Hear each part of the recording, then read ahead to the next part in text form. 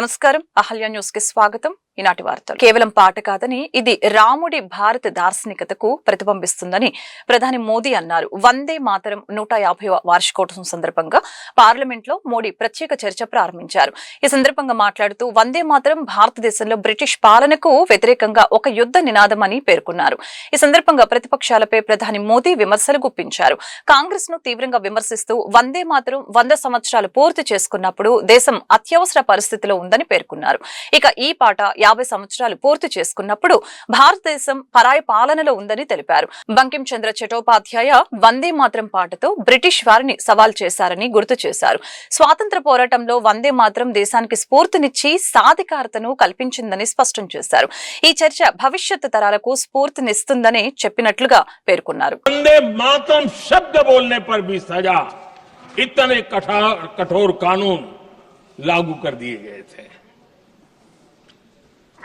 हमारे देश की आजादी के आंदोलन में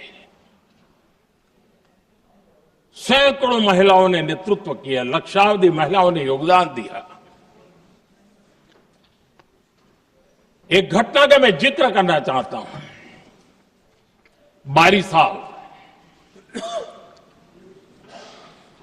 12 साल में वंदे मातरम गाने पर सर्वाधिक जुल्म हुए थे वो 12 साल आज भारत का हिस्सा नहीं रहा है और उस समय 12 साल की हमारी माताएं बहनें बच्चे मैदान में उतरी थी वंदे मातरम के स्वाभिमान के लिए इस प्रतिबंध के विरोध में लड़ाई के मैदान में उतरी थी और तब 12 साल की एक वीरांगना श्रीमती सरोजिनी बोस जिन्होंने उस जमाने में वहां की भावना को देखिए और उन्होंने कहा था कि वंदे मातरम जो प्रतिबंध लगा है जब तक ये प्रतिबंध नहीं हटता है मैं अपनी चूड़ियां जो पहनती हूं निकाल दूंगी भारत में वो एक जमाना था चूड़ी निकालना यानी महिला के जीवन की बहुत बड़ी घटना हुआ करती लेकिन उनके लिए वंदे मातरम की वो भावना थी उन्होंने अपनी सोने की चूड़ियां जब तक वंदे मातरम प्रतिबंध नहीं हटेगा मैं दोबारा नहीं धारण करूंगी ऐसा बड़ा व्रत ले लिया था हमारे देश के बालक भी पीछे नहीं रहे थे उनको कोड़े की सजा होती थी छोटी छोटी उम्र में उनको जेल में बंद कर दिया जाता और उन दिनों खास करके बंगाल की गलियों में लगातार वंदे मातरम के लिए प्रभात फेरियां निकलती थी अंग्रेजों के नाक को दम कर दिया था గతంలో 5 ఏళ్ల పాటు అభివృద్ధి ఆగిపోయిందని ఆదాయం తగ్గిపోయిందని ఏపీ సీఎం చంద్రబాబు అన్నారు ప్రస్తుతం ఓవైపు రాష్ట్రాన్ని అభివృద్ధి బాటలో నడిపిస్తూ ప్రజలకు సంక్షేమ పథకాలు అందిస్తున్నామని అన్నారు సచివాలయంలో ఆయన మీడియాతో మాట్లాడారు గత ప్రభుత్వం కేంద్ర పథకాల్లో అవకతవకలకి పాల్పడిందని కేంద్ర నిధుల్ని ఇతర పథకాలకు మళ్లించారని అన్నారు పునరుత్పాదక విద్యుత్ ఉత్పత్తి ప్రాజెక్టుల కోసం గతంలో 8,000 కోట్లు ఖర్చు చేశారు ఇప్పుడు విద్యుత్ ఛార్జీలు పెంచకుండానే విద్యుత్ రంగాన్ని సమర్థంగా నిలబెడుతున్నాం వచ్చే ఏడాది కూడా విద్యుత్ రంగంలో సమర్థత పెంచుకుంటాం వైకాపా పాలన దెబ్బకు ఆంధ్రప్రదేశ్ బ్రాండ్ దెబ్బతిన్నది ఆ పార్టీ చేసిన దారుణాల వలన కొన్ని కంపెనీలు రాష్ట్రం నుంచి వెళ్లిపోయాయి ఇప్పుడు అన్ని వ్యవస్థల్ని చక్కదిద్దుతూ అభివృద్ధి కొనసాగిస్తున్నాం సాగునీటి పంట గుంటలు త్రవ్వటంతో పాటు చెక్ డ్యాంలు కట్టాం ఇంగ్లీష్ మీడియం పేరుతో విద్యా వ్యవస్థలో కూడా గతంలో డ్రామాలు చేశారు విద్యా వ్యవస్థలోని బిల్లులు అన్ని పెండింగ్ లో పెట్టారు వైకాపా ప్రభుత్వం 85 లక్షల టన్నుల చెత్తను వారసత్వంగా ఇచ్చి వెళ్లిందని చంద్రబాబు దుయ్యబట్టారు డబ్బులు పే చేశారు క్యాపిటల్ కాస్ట్ కింద అది ఆపరేషన్ ప్రాక్టికల్ నిల్ 9 కరెంటు వాడుకోకుండా ఊరికే వచ్చే కరెంటుని 9,000 కోట్ల రూపాయలు కోర్టు వల్ల వాళ్ళకు పే చేసే పరిస్థితికి వచ్చారు అది విధ్వంస పాలన అంటే మనుషులు ఏ విధంగా కక్షగా పోతారనే దానికి ట్యాక్స్ పేయర్స్ మనీ ఏ విధంగా బలైపోతున్నదో ఒక ఉదాహరణ మాత్రం ఇలాంటివి చాలా వరకు జరిగాయి నేను ఆ రోజు ఒకే మాట చెప్పాం మళ్ళీ దీన్ని ఘాట్లో పెడతాం. ఎక్కడ కూడా నిర్లక్ష్యం చేయం. కరెంటు ఛార్జీలు పెంచకుండా ఈ వ్యవస్థని సమర్థవంతంగా నిలబెడతామని చెప్పాం, నిలబెట్టాం. నేను కరెంటు ఛార్జీలు 2వ సంవత్సరం పెంచాను. నెక్స్ట్ ఇయర్ కూడా సమర్థత పెంచుకుంటాం. దాని మీద కూడా ముందుకు పోతున్నాం. ఆ తర్వాత మీరు చూస్తే సమర్థవంతమైన సాగునీటి నిర్వహణతో కరువు లేకుండా చేస్తామని చెప్పాం. ఈరోజు మీరు ఖరీఫ్ అయింది, రబీ స్టార్ట్ అయింది. దగ్గర 950 టీఎంసీ ఆఫ్ వాటర్ రిజర్వాయర్లో ఉంది. మీరు అవేర్లో చూసుకో 940 ఆ ప్రాంతంలో ఉంటుంది. ఇంకొక పక్క గ్రౌండ్ వాటర్ ఎక్కువ శ్రద్ధ పెట్టాం. ఇది 7.35 మీటర్ల ఆవరేజ్లో ఉంటే గ్రౌండ్ వాటర్ ఇప్పుడు 6.08 తగ్గించాం. అంటే గ్రౌండ్ వాటర్ పెంచాం. రాయలసీమలో 8.1 నుంచి 6.31 తీసుకొచ్చాం. ఇతర జిల్లాల్లో 7.01 నుంచి 5.97 తీసుకొచ్చాం. నేను ఈరోజే కాదు 30 ఏళ్లుగా ప్రయత్నం చేస్తున్నా. సాగునీటి పంట కుంటలు తవ్వడం, చెక్ డ్యాములు కట్టడం, కంట్రోల్ ట్రెంచెస్ తవ్వడం, ఫారెస్ట్ ఏరియా మొత్తం వాటర్ కన్జర్వేషన్ మెథడ్స్ వేయడం, ఇవన్నీ చేశాం. దాని ఫలితాలు ఈరోజు 6 మీటర్లకు వచ్చింది. నెక్స్ట్ ఇయర్కి 3 మీటర్లకు తేవాలని 2 ఏళ్లలో దానికి ఒక ప్రణాళిక తయారు చేసుకుంటున్నాం. రిజర్వాయర్స్ కట్టడమే కాకుండా భూమిని జలాశయంగా చేసుకుని భూగర్భ జలాలు పెంచాలి, దానికి ముందుకు పోతున్నాం. ఇండిగో అంతర్గత సమస్యల వలనే ఈ సంక్షోభం తలెత్తిందని, పైలట్, రోస్టర్, క్రూ సిబ్బంది సమస్యల వలనే విమాన సర్వీసులు రద్దు అయ్యాయని కేంద్ర విమానయాన శాఖ మంత్రి రామ్మోహన్ నాయుడు స్పష్టం చేశారు. వీలైనన్ని ఎక్కువ విమాన సంస్థలను ప్రోత్సహిస్తున్నామని, ప్రయాణికుల అసౌకర్యానికి తాను చింతిస్తున్నట్లు రామ్మోహన్ నాయుడు తెలిపారు. ఇండిగో సంక్షోభం గురించి రాజ్యసభలో కేంద్ర విమానయాన శాఖ మంత్రి రామ్మోహన్ నాయుడు స్పందించారు. FDTL నిబంధనల్ని రూపొందించే ముందు అందరితో చర్చించామని, నవంబర్ 1 నుంచి 2వ దశ నిబంధనలు అమల్లోకి తెచ్చామని తెలిపారు. FDTL అమల్లోకి వచ్చిన నెల వరకు సజావుగానే విమాన సర్వీసులు నడిచాయని గుర్తు చేశారు. డిసెంబర్ 3 నుంచే సమస్య మొదలైందని అన్నారు. इंडिगो का क्राइसिस अभी देखने को मिला, वो AMSS से रिलेटेड नहीं है. इंडिगो के इंटरनल ऑपरेशंस में उनके जो क्रू रोस्टरिंग सिस्टम है, उनका जो अपना इंटरनल प्लानिंग है, उसमें गड़बड़ी के कारण ये सब हुआ है. 1 November 2025 there have been new FDTL guidelines into place. There were multiple stakeholder consultations done, not only with Indigo, we have other players in the industry also, with everyone, where we have been very, very strict, saying that there has to be no compromise on safety. Safety is the topmost priority. We care for the crew, we care for the pilots, and we care for the safety of the entire system, we care for the passengers. So there was 1 full month of operations in the new FDTL also. Why I am mentioning this point, even though we are saying because of the FDTL this situation has arisen, Indigo was supposed to manage the crew, was supposed to manage the roster through its day-to-day operations. On 1st of December, we had a meeting with Indigo on FDTL itself. When they required some clarifications, we have given the clarifications also with that idea, and they have not flagged this issue. So everything was running normal till then. Suddenly we have observed this on 3rd. Immediately when this was observed, the ministry came into the picture that we are not taking this situation easily.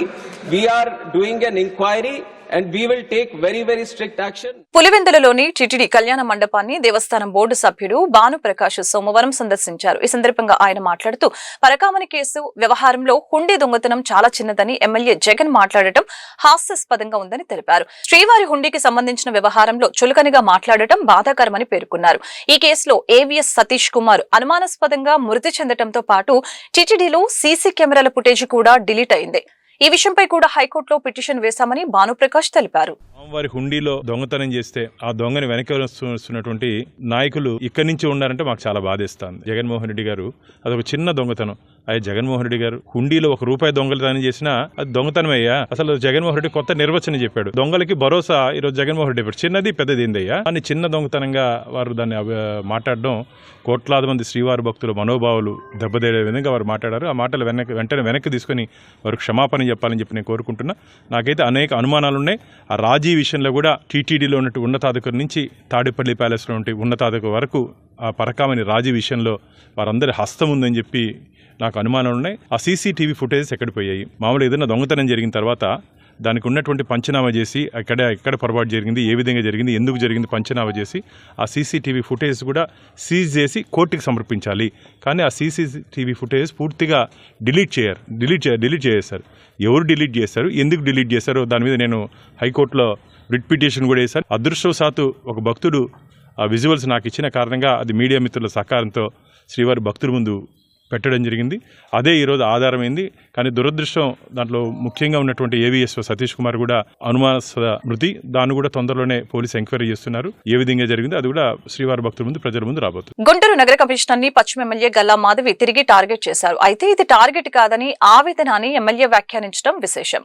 ప్రజా సమస్యల్ని పరిష్కరించాలని పలుమార్లు నగర commissioner పులి శ్రీనివాసుల్ని స్వయంగా కలిసి విజ్ఞప్తి చేసినా ఆయన ఏమాత్రం స్పందించడం లేదని అన్నారు.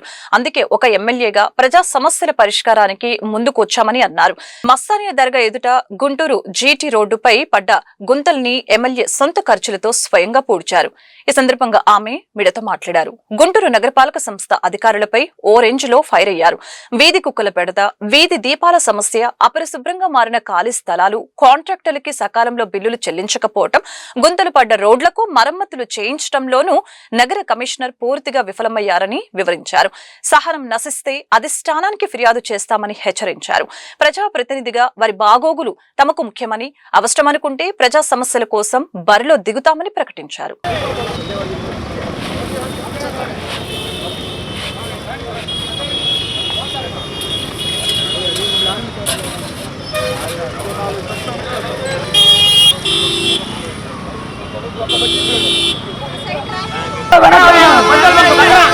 బాబు పెట్రోల్ బంక్ అతను జరగదు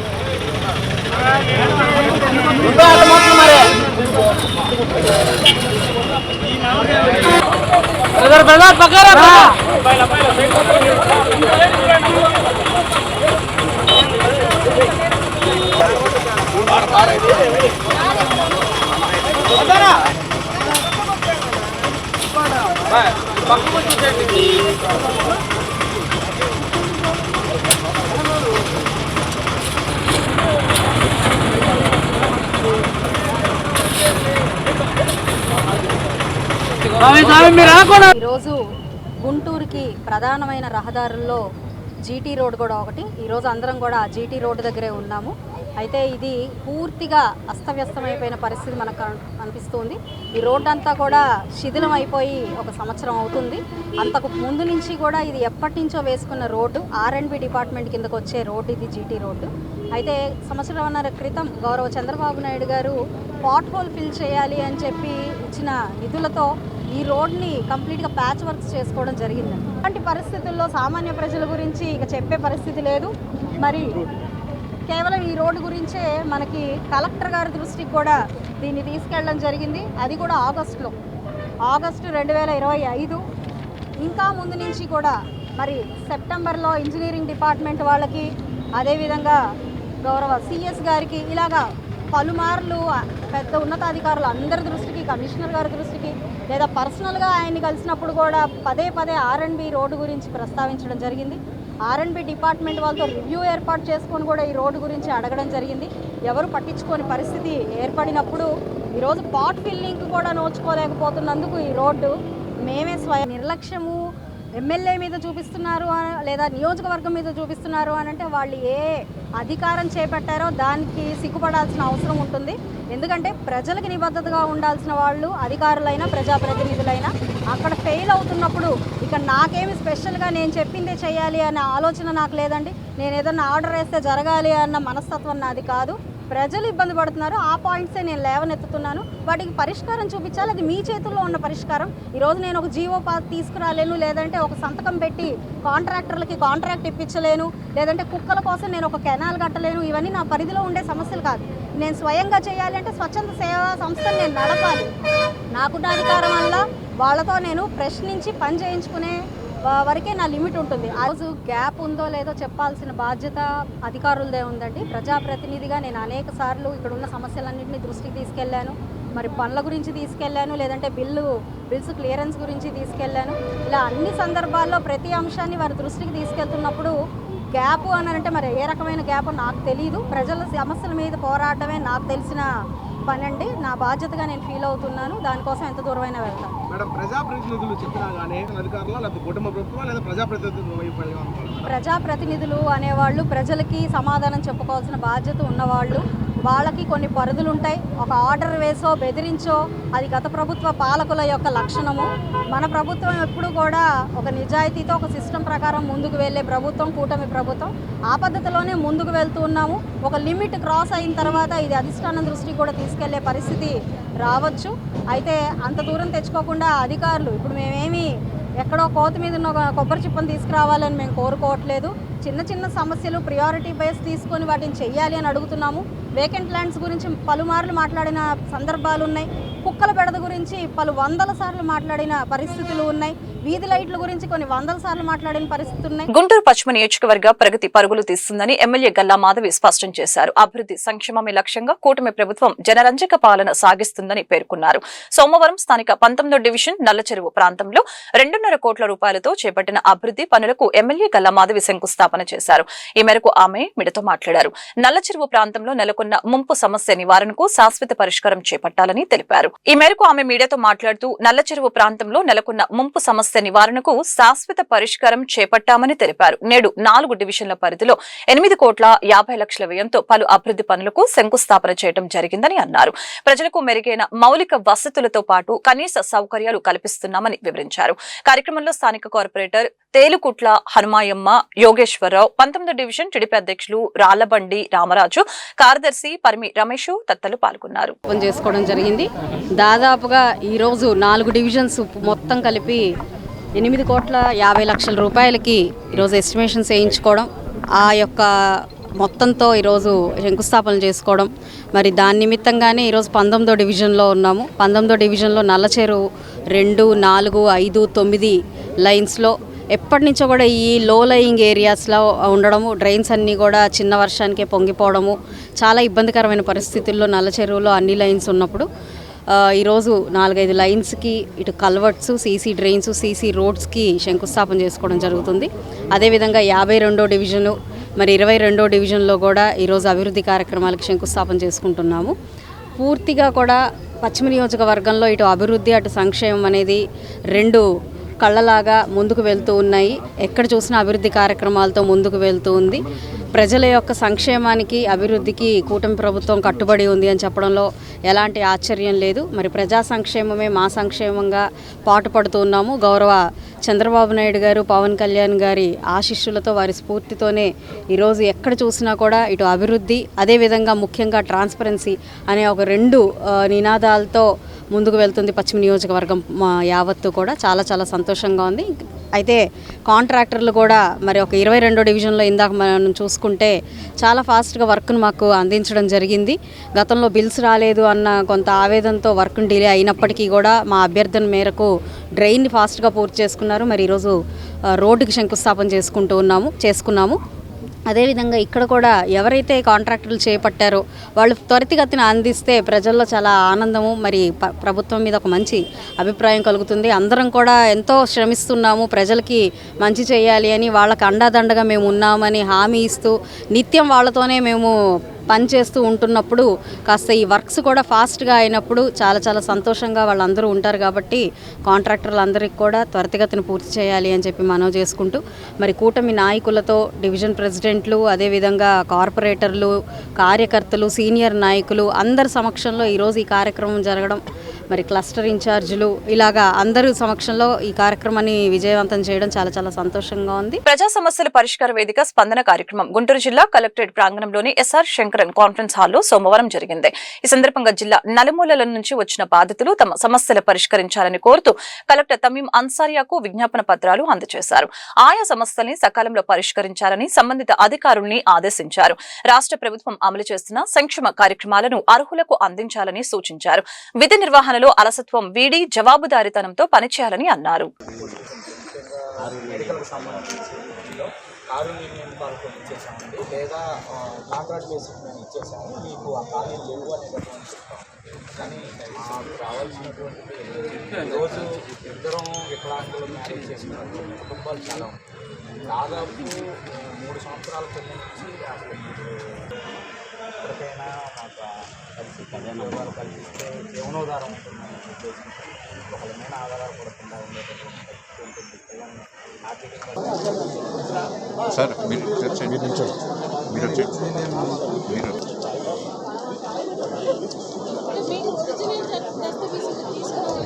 మాది గ్రామ కంటకు ఉన్నాను. అసలు మాకు డాక్యుమెంట్లు లేవు.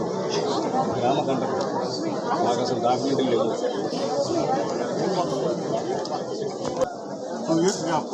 మనకేంటంటే రూల్ ఏంటంటే ఎవరైనా చనిపోయినప్పుడు 1 ఇయర్లో అప్లై చేయాలి. ఆయన అప్లై చేసేటప్పుడు వాళ్ళ ఫాదర్ వాళ్ళ మదర్ అంటే ఇంటిపా లేదా కలిసి అవుతున్నట్టే. గుంటూరు నగరంలో అభివృద్ధి కార్యక్రమాలతో పాటు నగరం సుందరీకరణ కార్యక్రమాలు పెద్ద ఎత్తున చేపట్టబోతున్నామని ఎమ్మెల్యే నజీర్ అహ్మద్ తెలిపారు. రాష్ట్ర ప్రజలకు మౌలిక వసతులు ఏర్పాటు చేయడమే లక్ష్యంగా కూటమి ప్రభుత్వం పనిచేస్తుందని ఎమ్మెల్యే తెలిపారు. తూర్పు నియోజకవర్గంలోని 57వ డివిజన్ అభివృద్ధిలో భాగంగా 39 లక్షల వ్యయంతో మద్దిరాల కాలనీలో సిమెంట్ రోడ్డు నిర్మాణం కోసం ఎమ్మెల్యే శంకుస్థాపన చేశారు. అనంతరం ఎమ్మెల్యే మీడియాతో మాట్లాడారు. అభివృద్ధి పదంలో గుంటూరు తూర్పు నియోజకవర్గం ముందంజలో ఉందని తెలిపారు. నగరానికి శివారు ప్రాంతాలైన మద్దిరాల కాలనీ, గణేష్ నగర్, మంగళదాస్ నగర్ ప్రాంతాలలోని 1,46 లక్షల వ్యయంతో సీసీ రోడ్లు, సీసీ డ్రైన్లను ఏర్పాటు చేయబోతున్నామని తెలియజేశారు. చంద్రబాబు నాయుడు ఆదేశాల మేరకు ప్రతి నాయకుడు, కార్యకర్త ప్రజల మధ్యలో ఉంటూ వారి సమస్యల్ని తెలుసుకుంటూ వాటి పరిష్కారం కోసం కృషి చేస్తున్నామని తెలియజేశారు. గతంలో ఏ రాజకీయ పార్టీ నాయకులు చేయని విధంగా ముఖ్యమంత్రి నారా చంద్రబాబు నాయుడు నాయకత్వంలో ఆంధ్రప్రదేశ్ రాష్ట్రంలో అనేక అభివృద్ధి కార్యక్రమాలు చేస్తున్నారని తెలిపారు. ప్రతి డివిజన్ లోని ప్రజల సమస్యల్ని తెలుసుకుంటూ వాటిని పరిష్కరిస్తూ ఆర్థికంగా మహిళలు అభివృద్ధి చెందాలనే ఆలోచనతో కూటమి ప్రభుత్వం పనిచేస్తుందని చెప్పారు. నిరుద్యోగులకు ఉద్యోగ అవకాశాలు, నైపుణ్యం లేని వారికి స్కిల్ డెవలప్మెంట్ సెంటర్ ద్వారా నైపుణ్యం అందిస్తున్నట్లు తెలియజేశారు. ప్రజలిచ్చిన అధికారాన్ని ప్రజల అభివృద్ధి కోసం పారదర్శకంగా పనిచేస్తున్నామని చెప్పారు. ఎప్పుడు కూడా ప్రజలకు అందుబాటులో ఉంటానని, వారి సమస్యల్ని పరిష్కార దిశగా పనిచేస్తానని తెలిపారు. నగర అభివృద్ధిలో భాగంగా ఈరోజు శివారు కాలనీలో ఉన్నటువంటి మద్దిరాల కాలనీ, గణేష్ నగర్, అలాగే మంగళదాస్ నగర్ ప్రాంతాల్లో మౌలిక వసతులు అభివృద్ధి చేసేటువంటి క్రమంలో ముఖ్యంగా మంగళదాస్ నగర్లో మెయిన్ రోడ్లో 2 డ్రైన్స్ని, అలాగే మద్దిరాల కాలనీ మెయిన్ డ్రైన్ని, గణేష్ నగర్లో 2 రోడ్స్ని ఫామ్ చేసేటువంటి కార్యక్రమం దాదాపు 1,46 లక్షల రూపాయలతో ఈ అభివృద్ధి కార్యక్రమాలను చేపట్టడం జరుగుతూ ఉంది. ముఖ్యంగా పేద బడుగు బలహీన వర్గాలు నివసించేటువంటి ఈ ప్రాంతాల్లో గతంలో కనుచూపు మేరలో కూడా అభివృద్ధి కార్యక్రమాలు నోచుకున్నటువంటి పరిస్థితులు ఈరోజు కూటమి ప్రభుత్వం ఏర్పడినప్పటి నుండి ప్రతి ఒక్క కాలనీలో కూడా అవసరమైనటువంటి రోడ్లు కానీ, డ్రైన్లు కానీ, వీధి దీపాలు కానీ కార్యక్రమాలన్నీ కూడా చేపట్టడం జరుగుతూ ఉంది. ఇంకా ప్రజలకు అవసరమైనటువంటి అభివృద్ధి కార్యక్రమాలతో పాటు ప్రతి డివిజన్లో కూడా స్థానికంగా ఉన్నటువంటి కూటమి నాయకులు ప్రజల దగ్గరికి వెళ్లి గౌరవ ముఖ్యమంత్రి గారి ఆదేశాల మేరకు ప్రతి ఒక్కరు కూడా ప్రతి ఇంటికి, ప్రతి గడపకు కూడా వాళ్ళ అవసరాలను గుర్తించి నిత్యం ప్రజల్లో ఉండేటువంటి కార్యక్రమం ఈరోజు జరుగుతూ ఉంది. కూటమి నాయకత్వం మరింత బలంగా గతంలో ఏ రాజకీయ పార్టీ చేయనటువంటి విధంగా ఈరోజు ప్రభుత్వం ఏర్పడిన తర్వాత గౌరవ ముఖ్యమంత్రి నిత్యం ప్రజల్లో ఉండేటువంటి ఆలోచనలను కార్యకర్తలు, శాసనసభ్యులందరూ కూడా చెప్పడం జరుగుతూ ఉంది. అందులో భాగంగా ఈరోజు ప్రతి డివిజన్లో కూడా గుంటూరు తూర్పు నియోజకవర్గంలో ముఖ్యంగా ప్రజలకు సంబంధించినటువంటి సమస్యలతో పాటు పెన్షన్లు కానీ, పలు సేవా కార్యక్రమాలతో పాటు మౌలికంగా ప్రతి ఒక్క మహిళ కూడా ఆర్థికంగా అభివృద్ధి చెందాలనేటువంటి ఆలోచనతో వారి కాళ్ల మీద వాళ్ళు నిలబడాలనేటువంటి సంకల్పంతో ఈరోజు అనేక కార్యక్రమాలు ఈ నియోజకవర్గంలో చేపడతా ఉన్నాం. ముఖ్యంగా ఎవరైనా మేము ఈ పని చేయగలుగుతాం, మాకు నైపుణ్యత లేదంటే వాళ్ళకి స్కిల్ డెవలప్మెంట్ ద్వారా నైపుణ్యాలు అందించేటువంటి కార్యక్రమం. అంతేకాకుండా మేము ఉద్యోగం చేస్తాం, మాకు ఈ అర్హత ఉందంటే వారికి ఉద్యోగాన్ని కల్పించేటువంటి కార్యక్రమం. ప్రతి వారం కూడా ప్రజావేదిక పేరుతో ప్రతి ఒక్కరికి కూడా కలిసేటువంటి కార్యక్రమం పెట్టి వారి సమస్యలను తెలుసుకోవడం. ఇంత పారదర్శకంగా ప్రజలు ఇచ్చినటువంటి ఈ అధికారాన్ని ప్రజల కోసం నిత్యం పనిచేస్తున్నటువంటి పరిస్థితులున్నాయి. ఈ రోజు నుంచి ప్రతి ఒక్కరు కూడా ఎప్పుడు ఎవరికి ఎటువంటి అవసరం వచ్చినా కూడా నిత్యం ప్రజాక్షేత్రంలో ఉంటాం. ఈ వార్తలు ఇంతటితో సమాప్తం. మరొక బులెటిన్ మళ్ళీ కలుద్దాం. నమస్కారం.